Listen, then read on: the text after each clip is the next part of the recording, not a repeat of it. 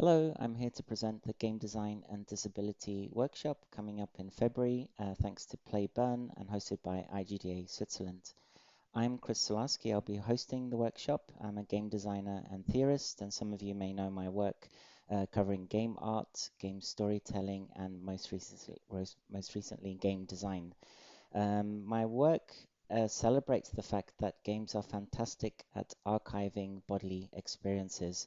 And with that in mind, this workshop won't be focusing on disability from a medical standpoint, but from aesthetics.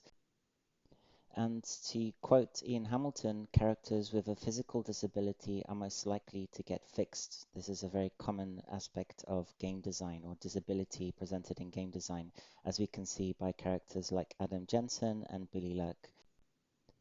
Consequently, the workshop will be exploring speculative game design, and we'll be taking games like Horizon Zero Dawn or God of War, games that have idealized characters that move in a very perfect and ableist way, and imagining those avatars as having some form of disability and how that disability would influence the game design. So, reimagining that game design in a different form.